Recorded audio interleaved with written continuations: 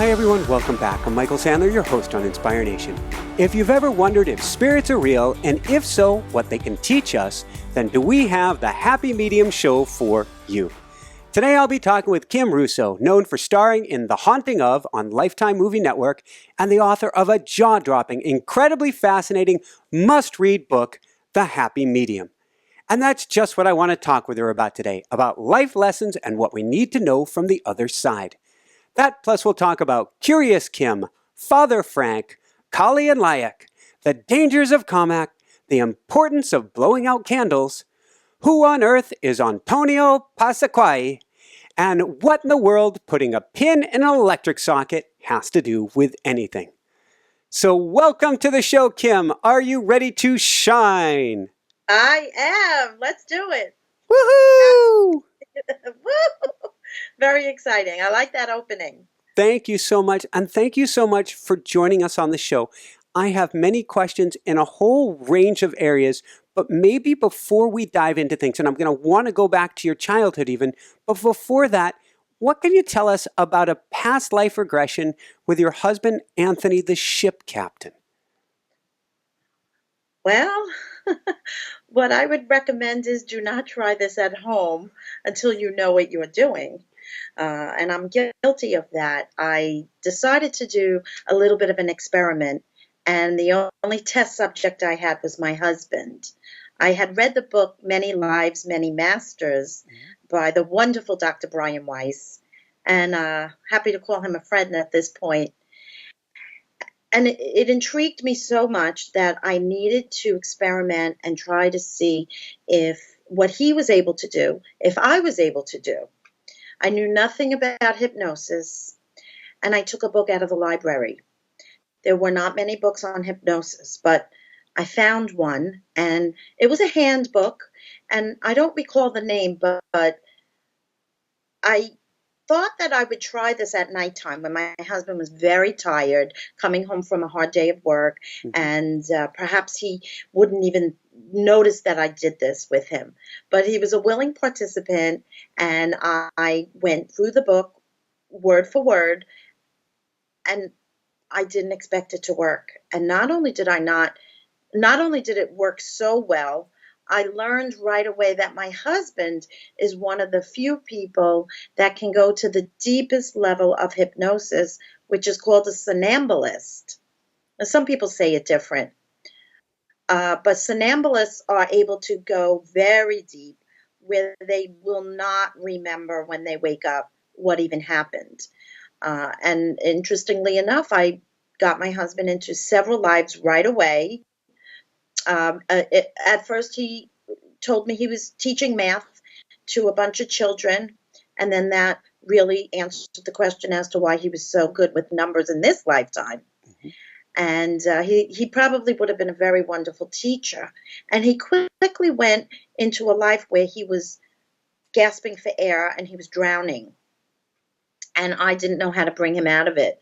So I quickly fast-forwarded, with a little candlelight next to me, to a chapter that took him out of it. And I didn't even have time to get to that chapter. My instincts just kicked in, and I just started talking to him, bringing him to another place, and it worked.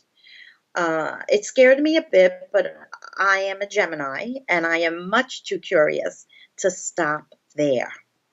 And so night after night, we had this little rendezvous.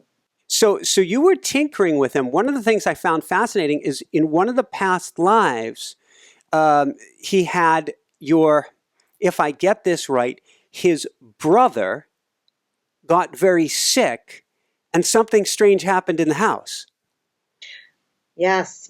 Actually, I figured out that when he was discussing his life under hypnosis and who each person was that he was encountering, I was able to tell him to look into that person's eyes and to tell me if that person is in his life as Anthony. And he was on a ship with his brother, William, and I told him to look into William's eyes, and I asked him who that was in his lifetime now. And he said with a very perplexed look, and his eyes were closed, but I can tell his forehead was squinting and furrowed, and he said, "It's Joseph. It's our son Joseph." And he continued to tell me that on the ship, his brother Billy had a very, very high fever and was vomiting over the side of the ship. And Joseph's bedroom was right across from our master bedroom. And right as he told me his brother Billy was vomiting, my son Joseph walked into my room, and as he entered the doorway, he vomited, and he said, "Mommy, I don't feel good." And when I rushed over to him, he was burning hot with a fever. I didn't put two and two together until the next day. And I mean, I thought possibly there's a weird connection going on right now, but it really dawned on me the next day that it was a direct correlation that my son Joseph might have actually been sleeping and meeting this life in an astral plane. Because I believe in parallel lives as well. And I feel as if that could not have been a coincidence at that very, very moment. I left my husband under hypnosis. I didn't even think about it. My child right now was needing my help. And when I tucked my son back into bed, I got him some aspirin and some water. My husband was just sleeping. He just drifted off into a sleep state. And then each night after that, other bizarre things started happening that I wrote about in the book. Eventually, we stopped getting into past lives, and spirit guides started channeling through him while he was under hypnosis as well. Wow. So, yeah, it's interesting to know that I am able to now, even present day, bring him to that place where guides can speak through him, and I am very often getting different guides now. As soon as things start to change in our lives, his life and my life and our children's lives, new spirit guides kind of come in on the scene, and they introduce themselves to me through Anthony. And he has no recollection of this. It's fascinating to me that you're able to put your husband in this state, in this hypnotic state, and you're able to converse, and it sounds like get lessons and get guidance. In fact, I believe that's how you found first his guide and then your guide. That's exactly right. That's how one evening he started talking. At first it sounds a little bit mumbly, and as I get closer to his ear, I direct him to speak louder and clearer, and he does. He adjusts his body to have his vocal cords just project out better. And one evening he told me, he started speaking, and I thought he was channeling a relative or a past life. And the spirit guides introduced themselves as such. "Callie is here." Now that is his guide. And I said, "Who?" "Callie's here." And from that point on, whenever a guide would introduce themselves, that is how he says it. So one night, it was my guide, Malik, Malik. Mm-hmm. I asked a lot of questions. I said, "Can you please spell the name?" And I would hear, "Malik is here." So I would speak to them just as if I'm speaking to you. "Hi, Malik." "Hi, Kim. How are you?" "I'm fine. How are you?" And it's a regular conversation. I've had conversations with my husband's spirit guide, Callie, that as if I'm speaking to a girlfriend.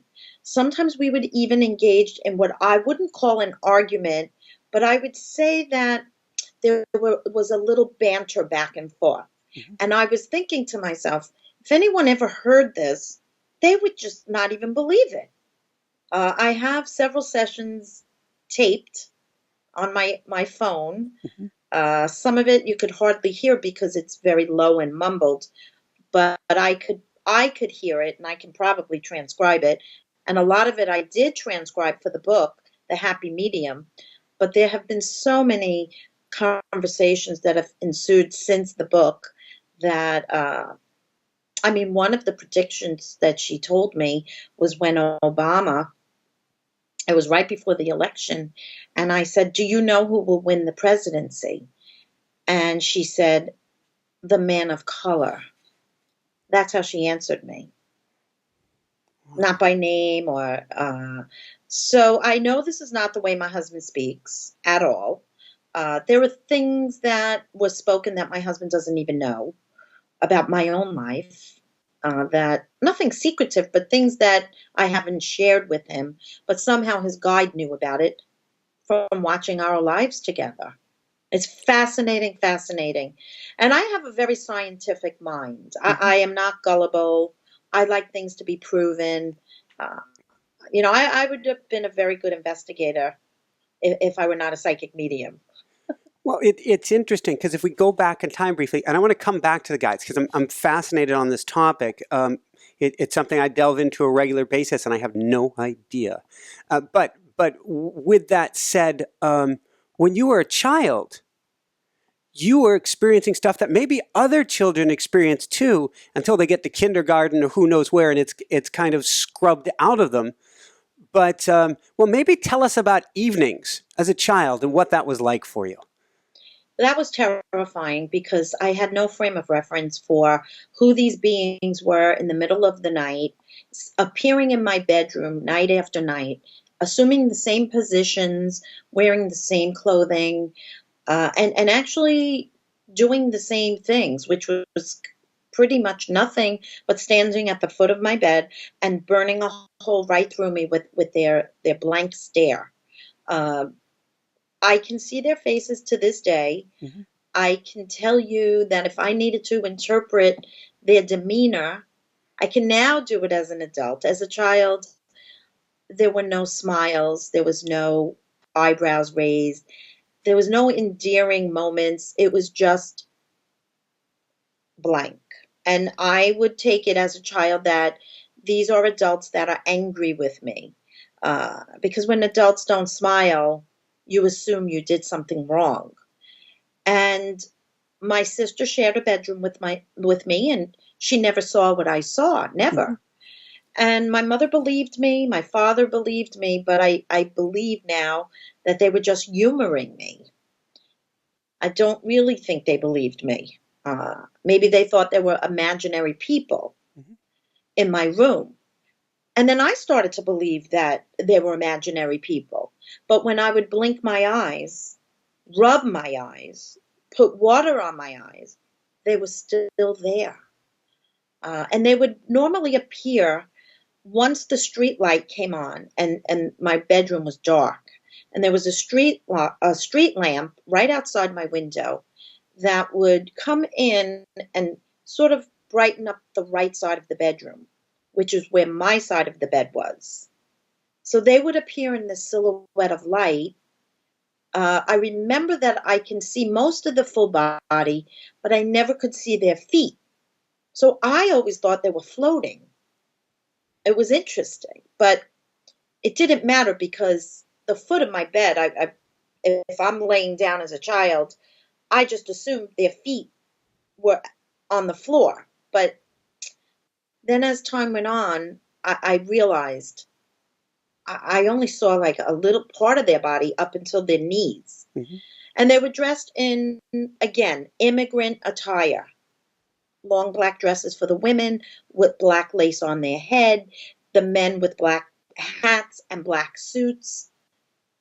You know, they actually looked depressed now that I think about it as an adult. I do believe they were some people from the Depression era because they were sad and they actually did look hungry. They were very thin and skinny. So again, I'm just really trying to piece this together with a logical adult brain now. As a child, I don't know who these people are. What do they want? Why are they there? They didn't speak a word. And night after night, this was my routine. They were gone in the morning. Yeah. but then they followed you. It got me thinking of a home that I moved into. I only made it, I think, a month and a week in Boulder, Colorado, before I had to get the heck out, lose the deposit, fly out of the place. It was a former brothel, and I think some very bad stuff. I didn't know that when we Oh, first moved in. Some very bad mojo took place in that house, and it sounds like where you moved to in Comac on Long Island yes. also had some very strange mojo going on. Well, I wasn't sure if they followed me or if that house itself had some type of energy, residual energies or hauntings.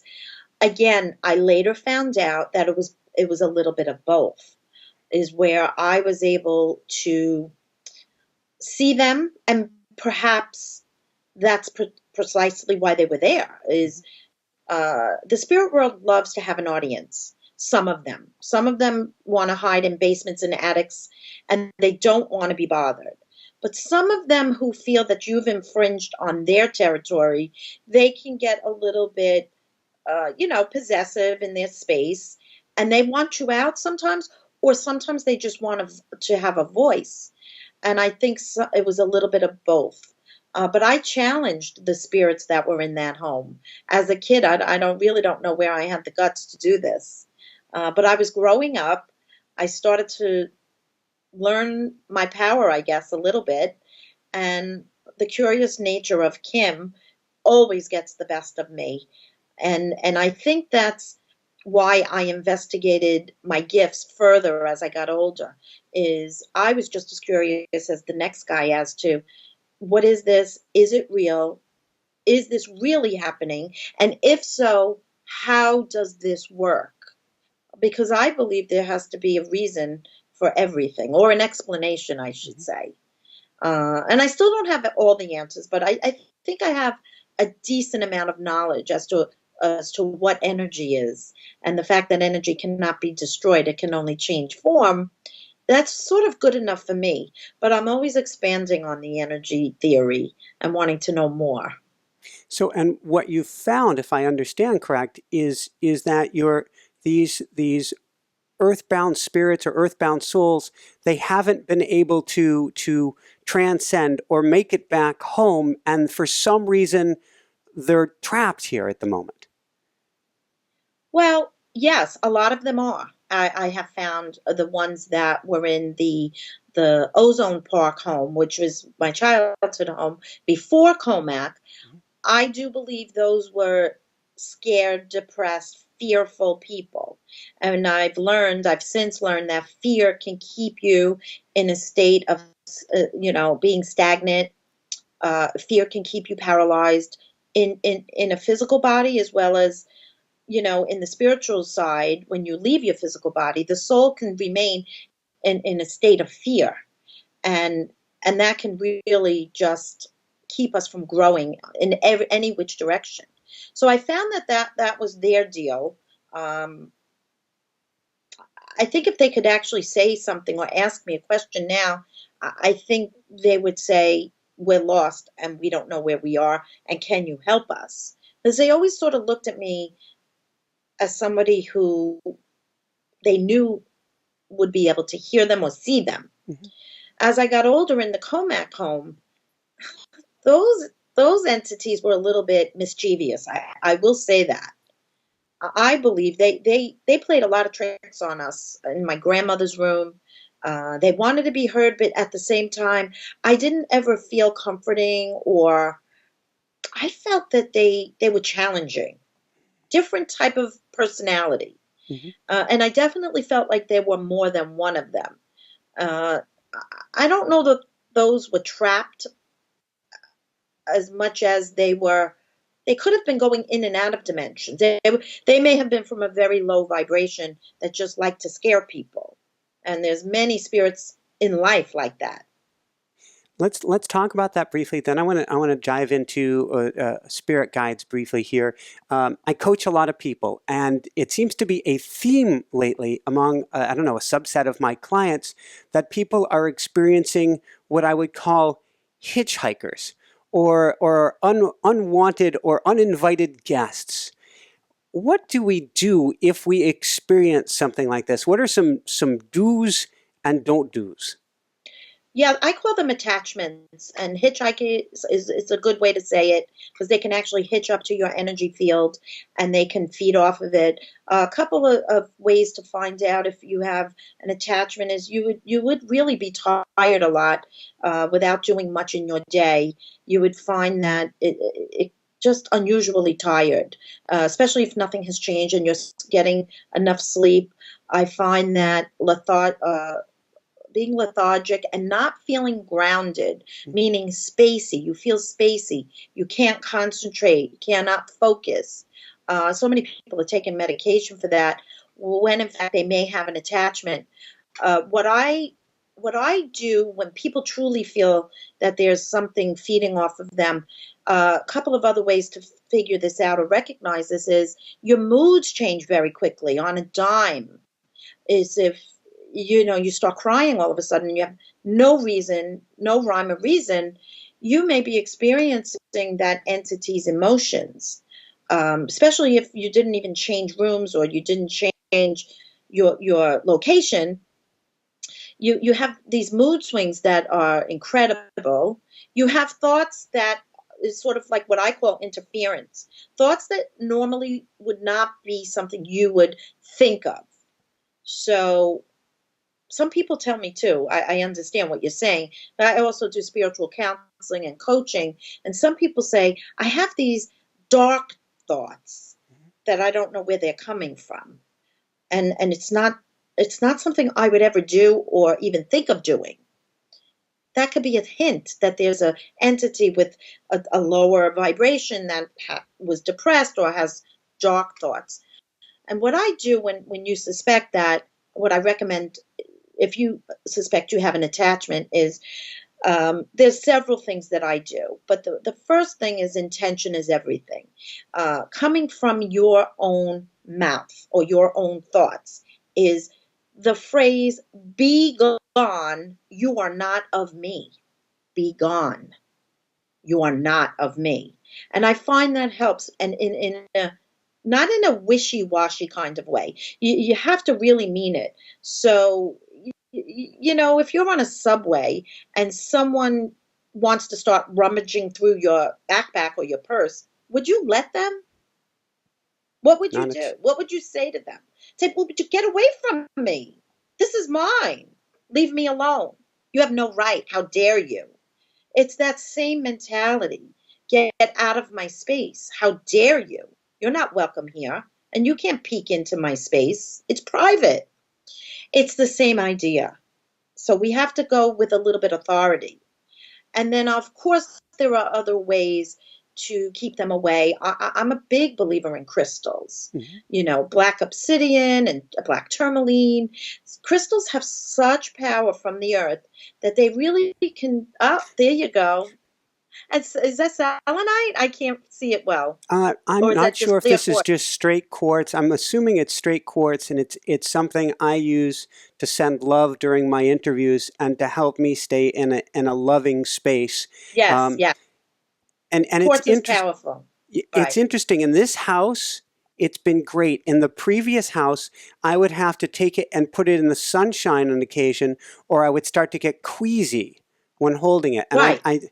I don't know why the difference between the two spaces, but it's something I've noticed. And the moonlight, of course, the full moon, it Mhm. really supercharges the crystals. I recommend that.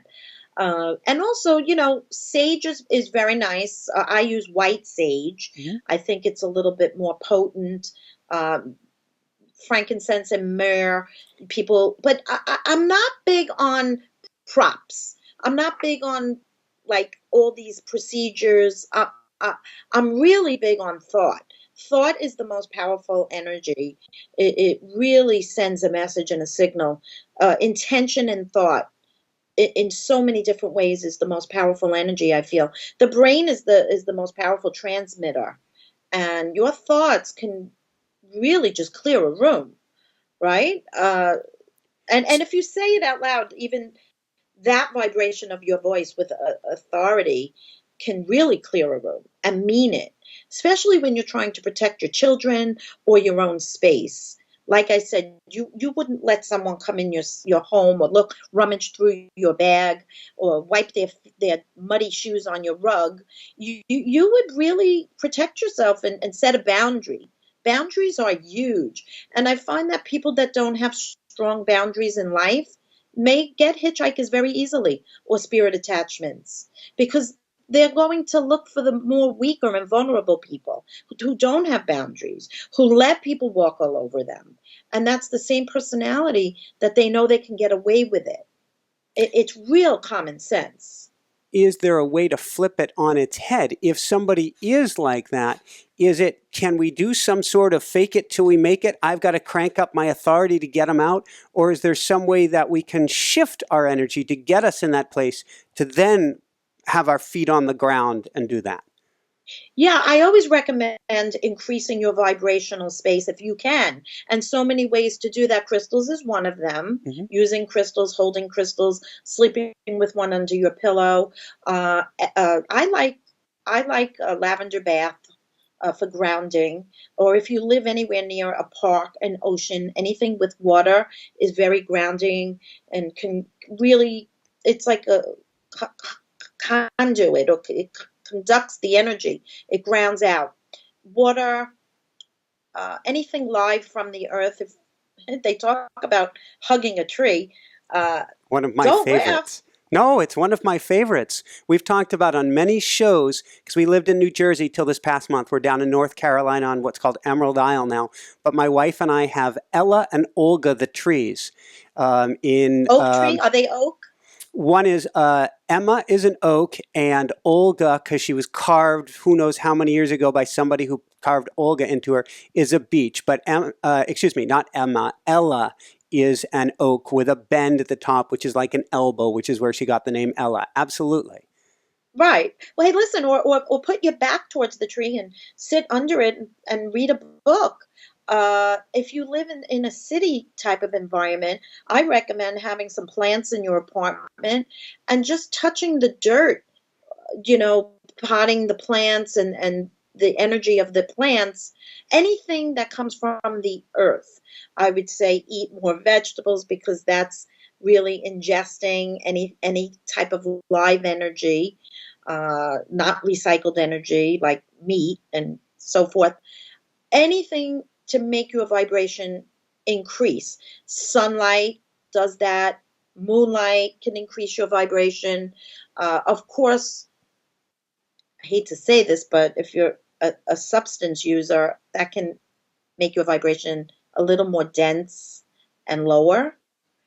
Alcohol does that. A lot of sugar can really screw up your vibration and just make it more dense and not as light and airy. You want to have your vibration moving very quickly, like molecules that you can see under a microscope. And the quicker your vibration, the higher you can kind of ascend into the other realms. And you can ascend out of the three-dimensional thought process that keeps us separate from each other. Mm-hmm. All right? So we don't want to feel separate. We want to feel togetherness. We want to feel secure, that you're not over there and I'm over here. That if I am able to connect my heart to yours, we can do better things together as opposed to separate. Woohoo! Yeah, right? Absolutely. So let's go from there. You were mentioning early on spirit guides, and I had spoken to you off air, and Jessica and I both very excited to have you on the show. Jessica, my wife, she's the producer, and we had a few questions for you, or for your guides, or for guides in general. And the Absolutely. first is, who are our guides, or at least my guides? Well, now I don't know. Let me tell you what happened when I asked guides their names while Anthony was under hypnosis. Please. So they told me, when I came right out and said, who are you and what is your name? Because a guide started speaking without announcing themselves at one particular time. And this guide said something that stopped me in my tracks. And it was brilliant. and it wasn't my thought. And the answer was, which lifetime do you want? Think about that. So, of course, I believe in past lives and future lives and reincarnation. The guide said to me, I will give you my name, but which name from which lifetime do you want? And I that boggled my mind, but it was so clear, concise. And I said, I hear you. I get you.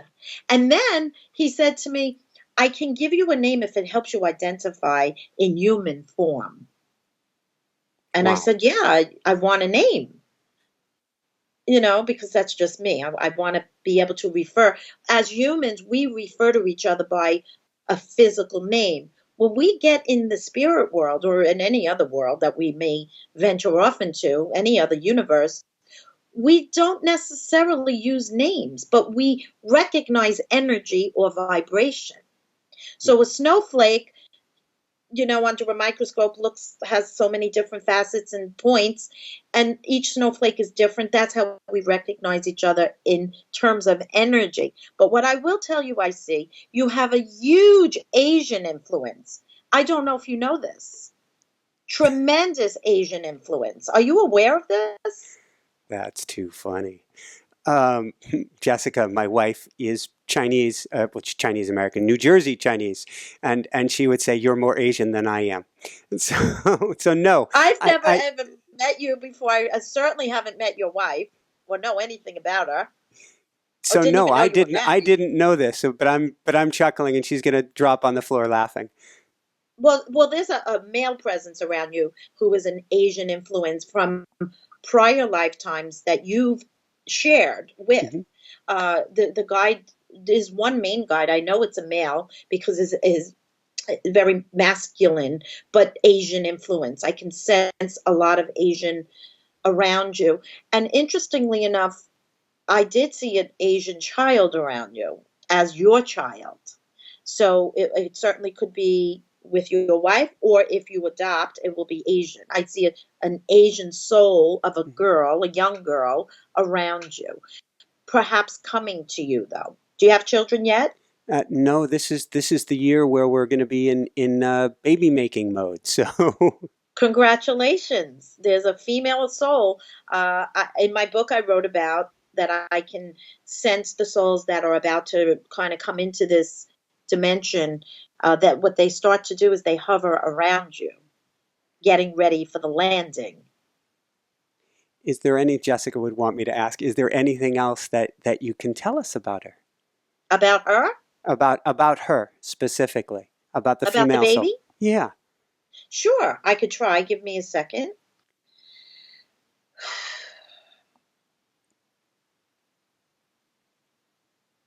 I can see her clearer when I close my eyes. Yeah. Very musically inclined, so I don't know which one of you is. Um, a string instrument, so I clearly see her standing on a stage in a child's concert with either one of those big harps Hmm. or a violin. It's not a guitar though. It plays very nice music. Later in life, may engage with the piano, but is will music will always be a huge influence for this soul coming. Um, and I also was just told to tell you there's no need to move for a bigger home. Not yet. Like you'll have plenty of what you need for this new family because there looks like there may be two very close together. When I see that, that could either be twins or one within a year of each other, Hmm. one right after another. It will be quick. It won't be anything spaced out. So, and I don't see you having a lot of children. Two looks like the good number that I see.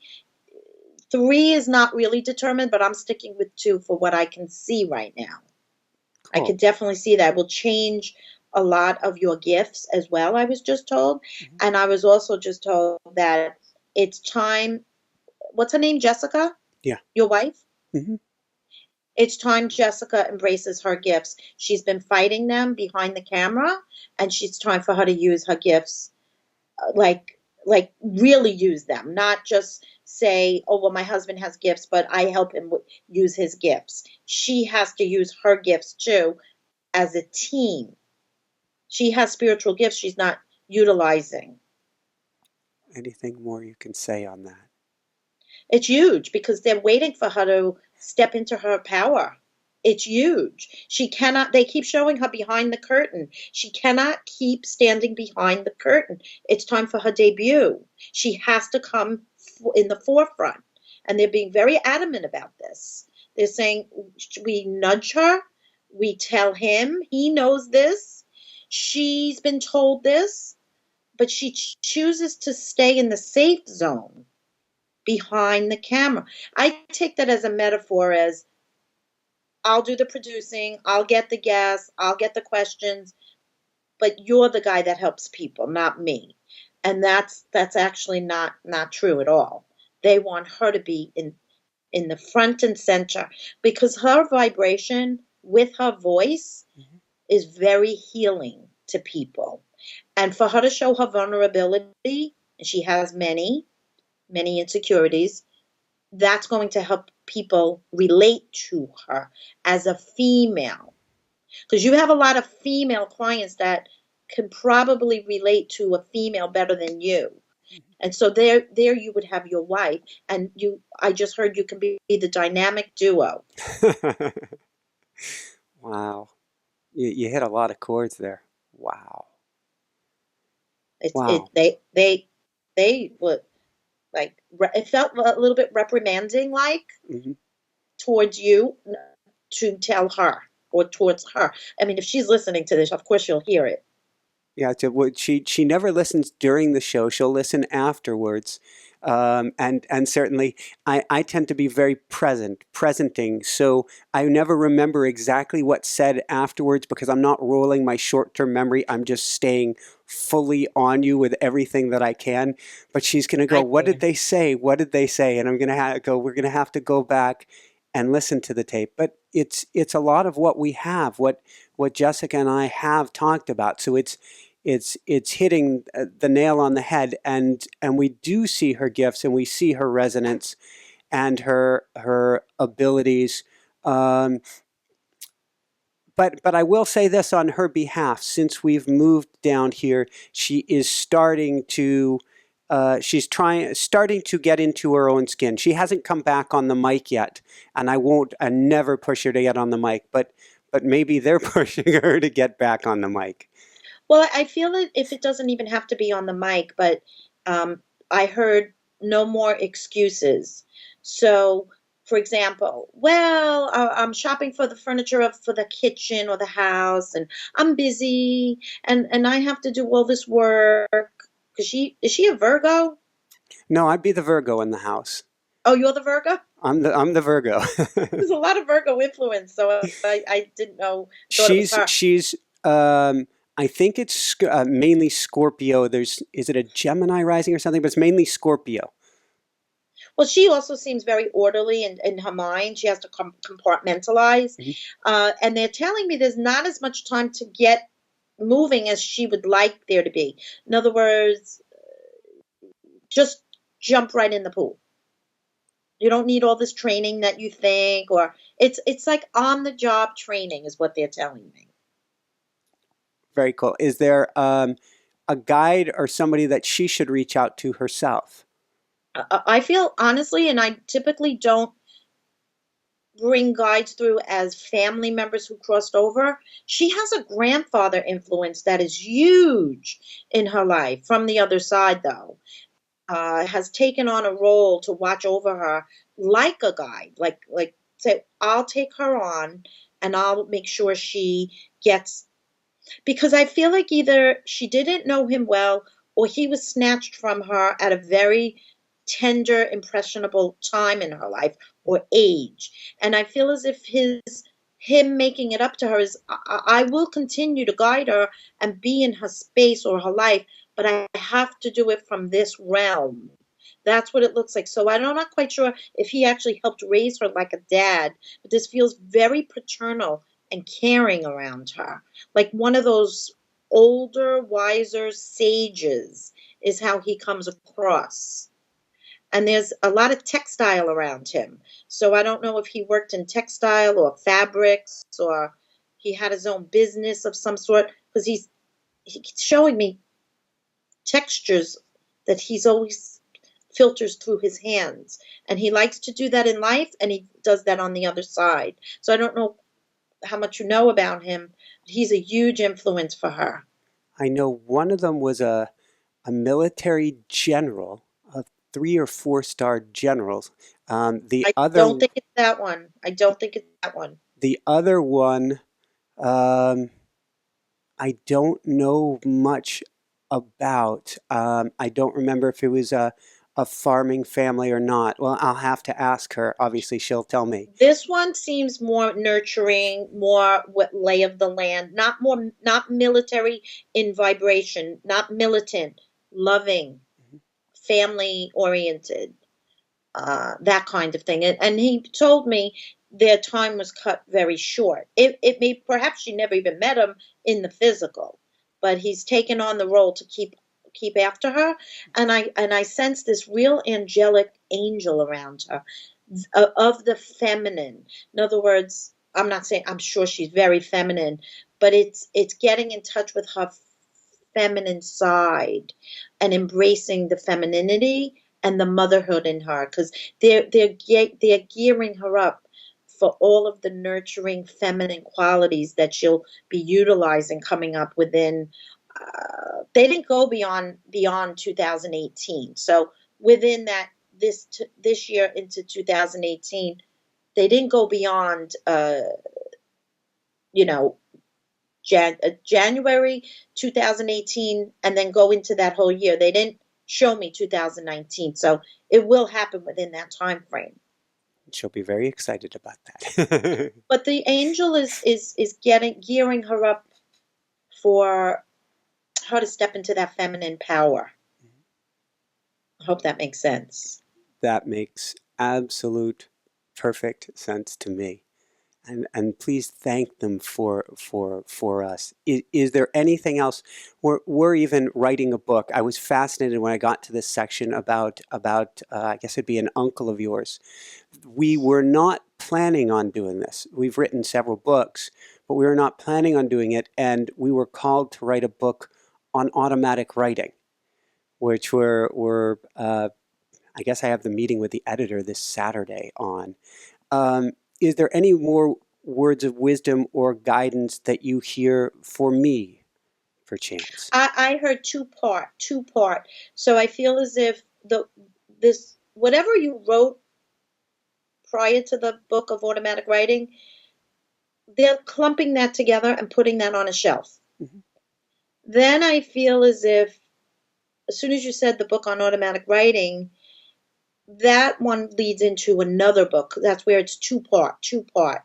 And I feel as if there will be more gifts that you discover in writing this book. There's someone I feel like you'll be consulting with that actually is an avid channeler and does it with automatic writing. And somehow I feel as if that person will have a huge effect on your life. So did you finish the book yet? I don't. It's been, you would think this is a straightforward question. I finished draft 1. I finished most of draft 2, going through edits. But the darndest thing is that when I go into the automatic writing process, often though I thought the door has been closed, they kick it open and give me something else. It's a fascinating book because the beginning was more, I'm heart over head, but it was more me thinking it through. And then the door got opened more and more and more to where the second half of the book is a lot more of a discussion. And the question that I have for my editor this Saturday is, how do we do this voice-wise? Because it ends up being a discussion between me and guides. I can't get the names out of them. Between me and guides teaching me how to teach others how to get in touch through automatic writing. Well, remember what they just told me to remind you. Don't get hung up on the name. So to refer to them, you can use any name you want. Hmm. But what I would do if I were you is I would feel each guide. Hmm. How does each guide make you feel? So some of them may be funny guides, and you can call them, a name referring to laughing or laughter or joy guide. Give them whatever name you'd like. They don't really care. The energy is what matters. There is an authority on automatic writing that they told me you either interviewed them already or they're in your roster, like you're on your Rolodex. Uh, There's and one gentleman. Oh, go ahead. I don't think you will be co-writing, but I feel as if this person can offer you the next jump start, I guess you would call it. And they're telling you, they told me that while you're writing this book, you will find that you're extra tired during your waking state. It's because they're counseling you in your sleep. So you're really getting downloads while you sleep. A lot of them. Wow. A lot of downloads coming in. And so you're not really writing this book. They are. I couldn't agree with it more. That's why I can't tell you. You're like, are you done with it? Well, it's up to them. It's not up to me. It's just, I'm headed down a little bit down the road that you've gone down. And I can't even imagine how this experience has been for you because you're going, what the? Huh? What? No, wait, huh? Those are the best words I Exactly. have to describe it. That's exactly my life. You just nailed it. That would have been an interesting title for the book, right? Huh? What? WTH? That describes every twist and turn, needing to prove it. Uh, I'm a big believer that your mind can lead you in a certain direction and, self-fulfilling prophecies. I'm a very big believer in all that. So I never really wanted to tell Anthony too much during this process. I liked to, in a crazy kind of way, keep him in the dark so that I can actually continue this. And if he needed to hear it at some point, I have it on tape. So much so where he has several deceased relatives, including a sister of his, that has come through and channeled through him onto hypnosis. And he gets very, very emotional when he sees her. And so then I have to just break it down and stop the process. I don't want to upset his psyche. But again, it's very scientific. It's not anything where just because I say it, you have to believe it. I had to do my own research and find my own answers because if it can be proven to me, then I am very comfortable sharing it with the world because I am a very harsh skeptic at heart and I need to have an answer and I need to know. I don't need to know exactly how things work because I was told once that I would never comprehend the vastness of this universe. The human mind could never comprehend that ever. So I won't even knock myself out doing that. But if I can get a glimpse or break everything down so that we can comprehend it the way a human mind can, that's, I think, part of my mission, as opposed to just channeling your deceased relatives and your spirit guides. I'm definitely a teacher. Thank you. And one of the big things that you talk about in the book, um, and we have a lot of parents listening to the show, probably a lot of will-be parents as well, but you talk about how kids, a lot more kids have this. Maybe all of us, maybe you can share about this, all of us have this, but as kids, once they get to kindergarten or something, it's kind of, I don't even know a polite word for it. Squashed, I'm going to go with. Yeah. What do we do for our kids? How do we help our kids with this? And how do we tell if our kids have some of this ability as well? Well, they're born with the ability because it's just naturally who we are, all of us. It's the energy system that we come in with is naturally connected to one source, and this source I call God. It's not about religion; it's about energy. And if you're an atheist, even some atheists have said to me, well, I do believe there's some sort of higher power. I don't quite know what it is.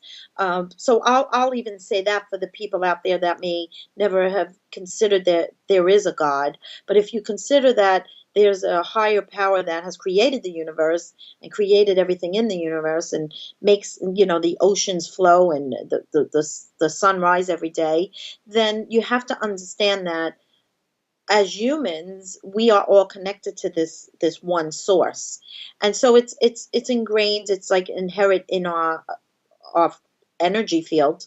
It's not separate, and so some people are come. If you believe in past lives, we're very ageless. We don't come in as an age for our soul. We come in as an age for our bodies, right? So you've heard the term, oh my goodness, my son is an old soul, my daughter's an old soul.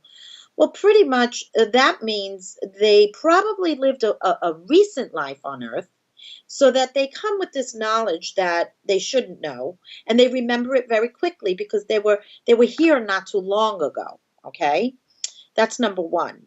Number two, since the soul has no age, we just have to remember what this world is trying to teach us to forget. So it's a system, it's a program, uh, it's a total program. We're programmed to compete, right? What about all these beauty pageants that we have on television? The young girls has to be prettier than the next, and then they have to win. They have to win. That says one is better than the other. So there's that separation right off the bat.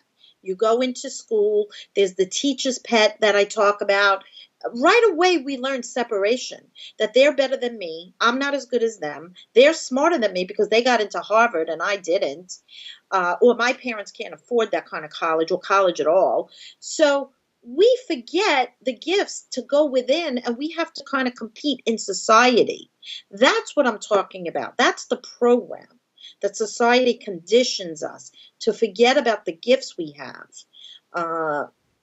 I'm thrilled to see people that have natural talents. I love that TV show now, America Has Talent, or England Has Talent, or Britain Has Talent, because it's teaching us to dig deep and use our creative side, which is the right side of our brain, not the logical, programmed left side, which gives us all the logic.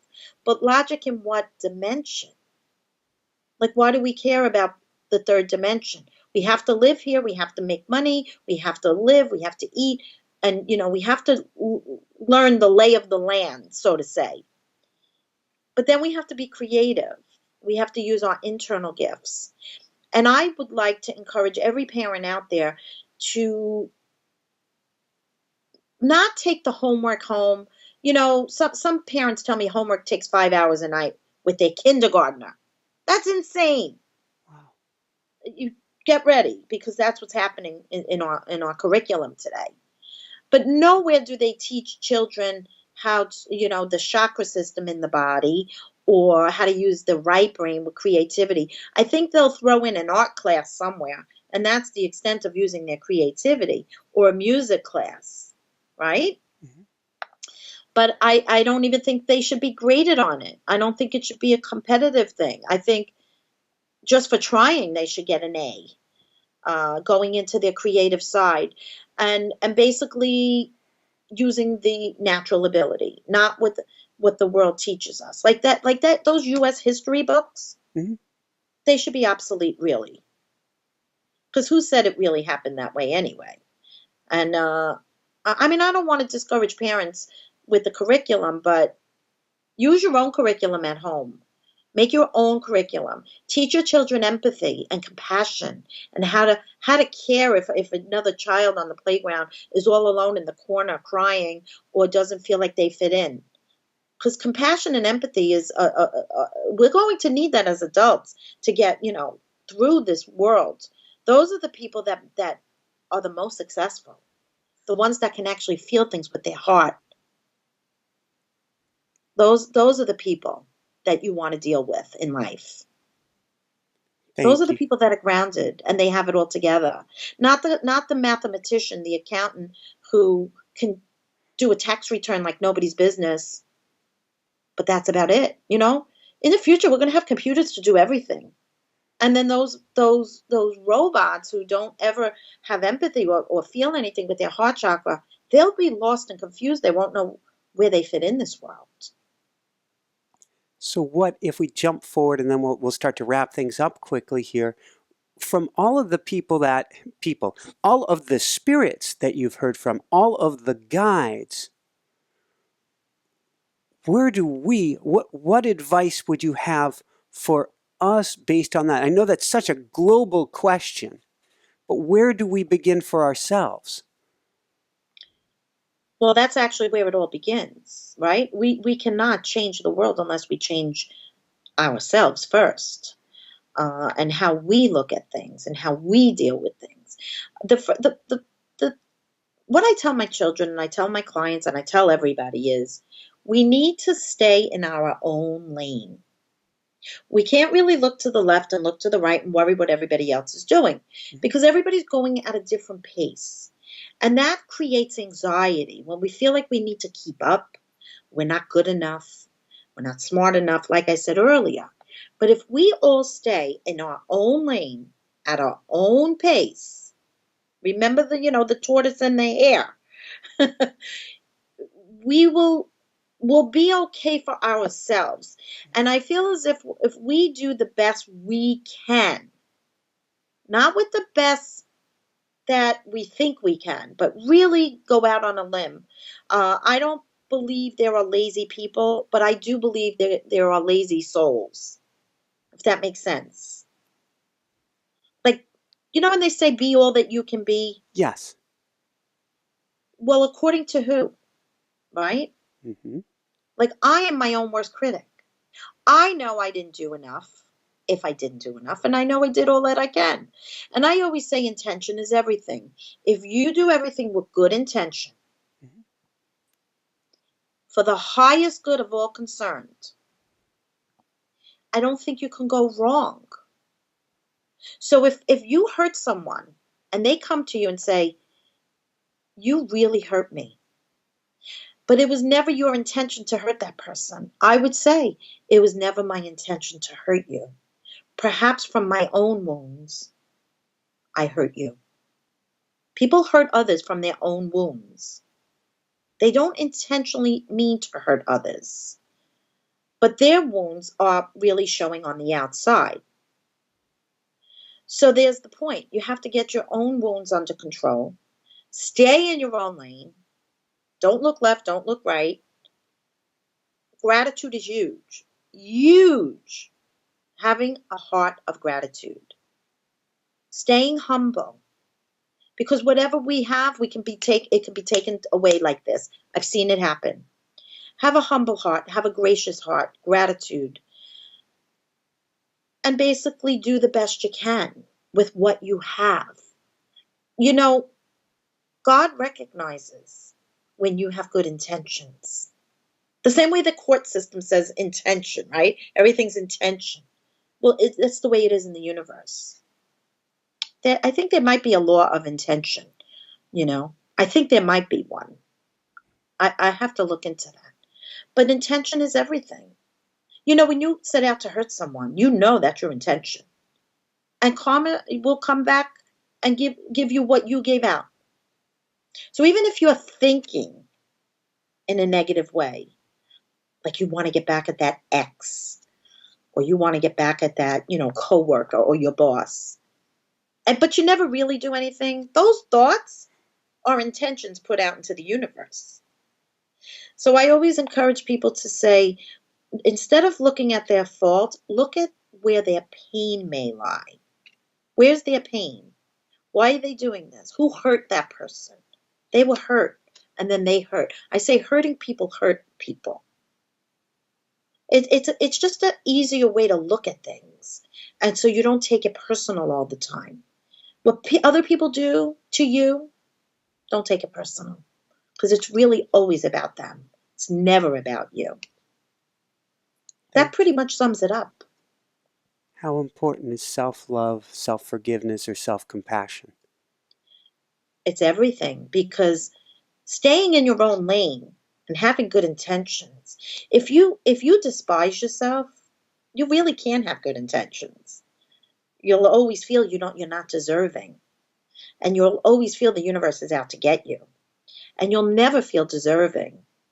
So self-love is huge in when you stay in your own lane. And when I talk about setting boundaries, you can only do that if you respect and love yourself. What are the guides, or what have you heard them say for somebody? It's such a common question for people listening to the show. How, if I don't love myself, if I don't feel I'm deserving, what do I do? How would I start loving myself then? Well, I would say you'd have to forgive first. Forgive everyone that hurt you to make you feel so undeserving. So if you have a parent in childhood who was so busy working maybe, and then you were a latchkey kid, you have to know that your parent did the best they could with what they had, and it was never their intention to hurt you. And then you have those children, because everything stems back from the inner child. The inner child is wounded, they're going to be adults that are still wounded if they don't heal. How do you heal? You have to do the work. How do you do the work? Forgiveness is first. Understand everything I just said, that hurting people hurt people. So if someone hurts you, somewhere down the road they were hurt. It's logical, correct? Mm-hmm. Or they believe a system, or they were raised in a system of abuse. So you want to stop the cycle where it is. And you have to stop, and you have to make a conscious decision in each moment and say, why don't I deserve this? Or why is that person better than me? That's really an illusion. Separation is only an illusion. Did you ever meet a confident person, and perhaps maybe they're not the most good looking, and they may not be the most successful, but what they have is confidence, and that changes everything about how people perceive them. And I don't mean fake the confidence. I mean, know that you deserve it. Know that you are on an equal playing ground as everybody else. Know that the Creator put you here for a purpose, and that you chose to come here because this is this is not an easy time to come to the planet Earth. This is the most challenging time in history. Every guide that I've ever encountered has told me that only the bravest of the souls came here now to make a difference. So if you're here now, you are a light worker. And if you're in the dark, you just forgot. You just have the lights turned off. All you need to do is flip that switch and turn the lights back on, and know how much you are loved by the universe, by God, by the Creator of all. And once you love yourself, you're able to love others unconditionally. And then it's a ripple effect. And I say do it one step at a time. You don't all of a sudden love yourself overnight. You don't. It's a conscious effort in the moment when you think that you don't deserve something. Challenge yourself. Play a game. Play a game with the universe. Say, okay, I'm going to just show me I deserve this. Bring it to me. Give me an opportunity. As long as you're willing to do your part, the universe conspires to make it happen. And just think, after a while, you'll feel so special. You won't need another person in your life to make you feel special. How often do we depend on others to make us feel loved and special? That's codependency. Be codependent on the universe. Be codependent on God. That's really the key. Then you need no one. Then you have that inner power, that inner wisdom that can never be destroyed, can never be knocked down. It's wonderful. It's really wonderful once everybody learns the power that they really have. I've got goosebumps. I've got serious goosebumps. Thank you, Kim. You're Thank you, thank welcome. you, thank you. Thank you. I've got 4 quick questions. You may have just answered one of them, which is I always love to throw on my coaching hat before the end to give people homework. So they're not just listening to this today. They have a step to take action. What one homework assignment would you give people today? Instead of looking at the glass half empty, really look at it as half full or overflowing. Uh, I really like to make gratitude lists, and I'm very, very observant of all the blessings in my daily life. There's so many, there's too many to count. I'll give you a quick one that's on the top of my head, but it's a gratitude journal. It's huge. It's huge because once you start looking for the small blessings, the large blessings follow and you'll notice them. And then you can't even control it. And then you have one big manifesting situation where your thoughts become things and they're so powerful. So a real quick one, synchronicity. I believe in it so much. There are no coincidences. Nothing is random. We were not just dropped here on earth on our heads with no plan. There's a unique, diverse, intricate plan for each one of us that if you step back, you will see the inner workings of it. The other day, I landed in Florida. My mom was in the hospital, and the exact time that I walked into her hospital room, her blood pressure was so low due to the fact that the hospital had the wrong medicine list, medications. They were given the wrong information from somebody else because I wasn't there to give them. If I had not walked in the room at that precise moment to go and grab the nurse, to get my mother the fluids that she needed, I don't think she'd be here right now. And this was 2 days ago. That's not a coincidence. To me, that's a huge blessing. So you know how people just say, oh, it's a good thing. Wow, that was close. No, no, no, no, no, no. That was divinely intervened. By the time my plane landed to the time I decided to go to the hospital, every event leading up to me walking in the room at that precise moment, and 10 minutes prior, the nurse was in her room and she was fine. And I know this because I was on the phone with her. That is a gratitude. That is a blessing. That is not a coincidence. That is divine intervention. We are just the puppets on the string. And I sit back and I love the mystery the universe is going to bring me every single day. And I notice the blessings. Notice the blessings. Don't just notice the bad things. Why did you get fired? In hindsight, everything looks good. But in the moment, it's a disaster. How could you not get fired if you've been asking the universe to bring you a better job? But you don't have the guts to quit that job because you're afraid you can't pay your bills. The universe has to use everyday events to give you what you're asking for. But you can't have it all, right? You can't keep that old job when you're looking for a new one. But you don't have the guts to quit. So what is the universe to do? It gives you what you want. I'm very good at pointing that out to people. Keep a list. Be an observer of your own life. Have a gratitude journal. It's huge. It's huge. So wherever that negative thing is, I would like you to find the positive in that negative. Because I could say that that's such a negative that they had the wrong medication list. But the positive is I walked in at the right time and my mother's life was saved. That's huge. Woohoo! Isn't that huge? It is. It absolutely is. And we see synchronicities. Maybe it's because we're more aware. Even in an email beforehand, we were wanting to talk to our editor about the book.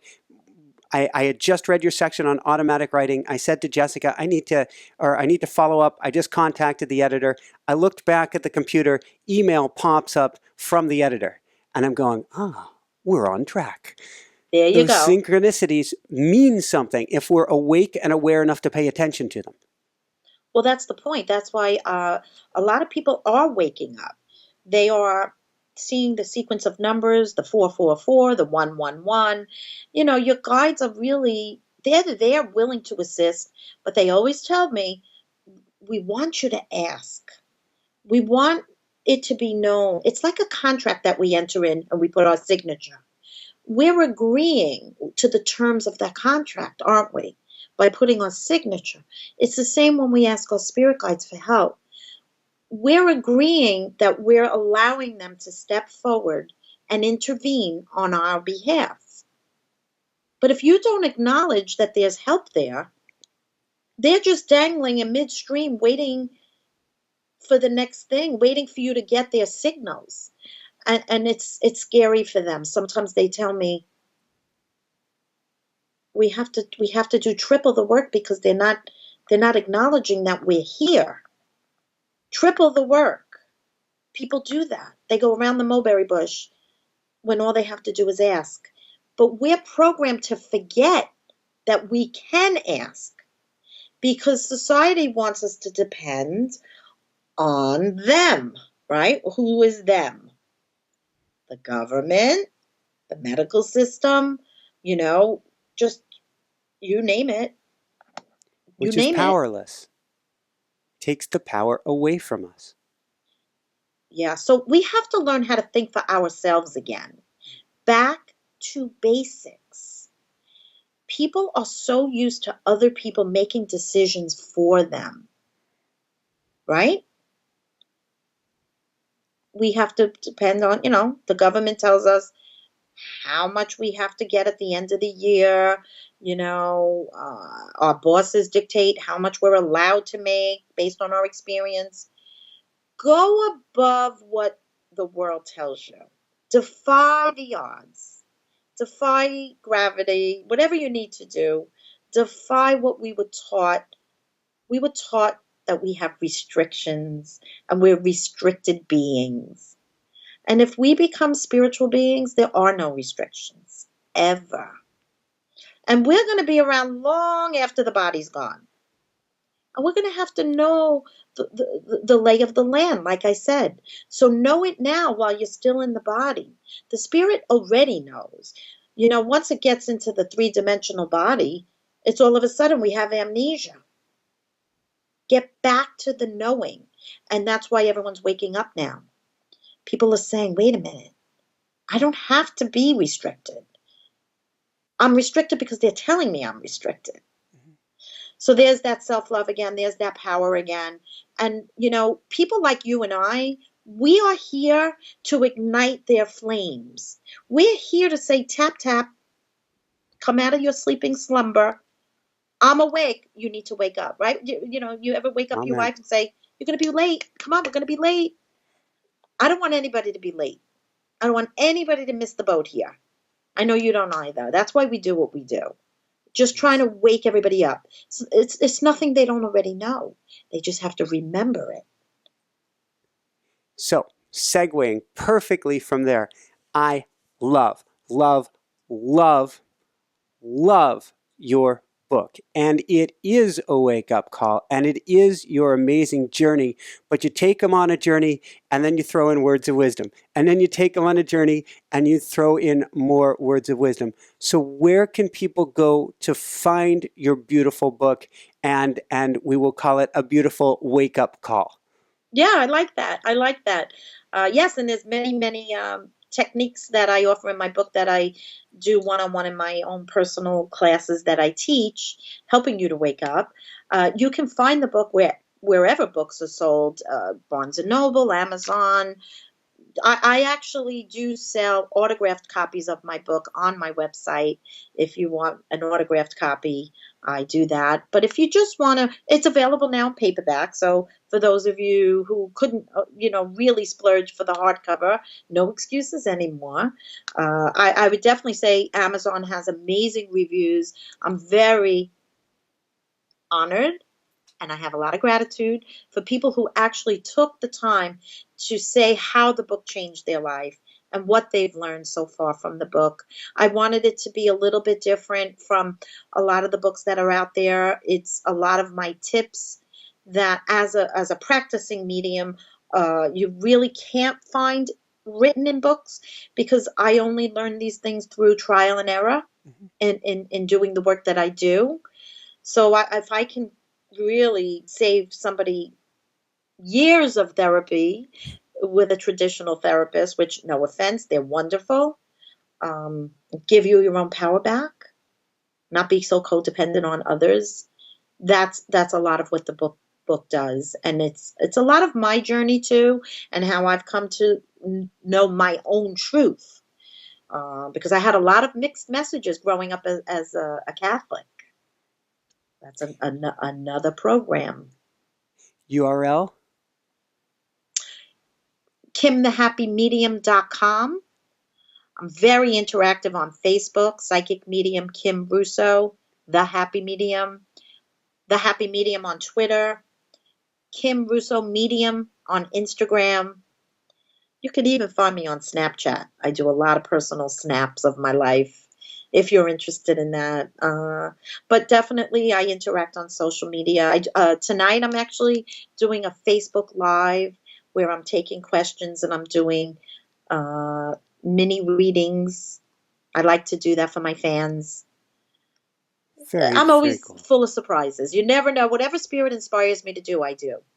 Awesome. So just two quick last questions. First off, what brings you the most happiness, or what I call the woohoo factor? Besides my family. Yep. Making sure they're all happy, content, and grounded. It's helping to show people and teach people how to bring out the gifts they have. That brings me the most joy, is to the ripple effect. Light the candle that can light the other candle. I want to be a trailblazer with that. I really want to help people learn who they truly are and learn their gifts and how to bring out their gifts. I do believe that's my biggest goal. And no matter how Spirit instructs me to do it, I do it. Whether it be giving someone a smile on the street randomly, or giving them a compliment. It doesn't always have to be giving them profound sage advice from my guides. Sometimes it's just having compassion, looking at someone and asking them how their day is. Interact eye to eye, heart to heart. And I want to leave a legacy. I want that to be my legacy, that I helped someone light their own candle. You are certainly doing it, Kim. Any last brief words of wisdom you want to share with people today? Wow. Do the best you can with what you have. And please don't limit yourself. Life is limitless. There are no restrictions except the ones you put on yourself. The sky is the limit, literally. Woohoo! Thank you so much. Thank you so much, Kim. This has been a true honor, a treasure, a treat. The superlatives go on and on and on. We have had quite a few guests on the show, to say the least, and you're one of our all-time best in that you have such a breadth, there's a lot of wisdom in you. I appreciate that. Well, listen, you never can stop learning. You know that. And every day is a new lesson. And I am just as grateful to learn from others. I am always open to learn from others. I want to learn what I don't know. So don't close your mind. I tell people, just say, teach me what I don't know. And that'll dispel a lot of people's fears, because a lot of people fear what they don't understand. So true. Well, thank you. Thank you so much, Kim. For everyone out there, this is Michael Sandler saying, be well, have fun, get the happy medium, and learn lessons from the other side, and shine bright. Woohoo! Thank you so much. Thank you so much, Kim. Thanks so much for watching. If you enjoyed it, be sure to like below. Also, leave your comments. Have some real fun with it. Subscribe to our channel where you're going to get more great videos, more interviews coming up. And check out our website, inspirenationshow.com. That's where you'll find tips, blogs, information, videos you won't find anywhere else, and useful and helpful resources to really help you kickstart your life and to shine bright. Thanks so much again. Thank you for your support. Like, comment, subscribe. See the website. Thanks so much and have fun. Of course, shine bright. Woohoo!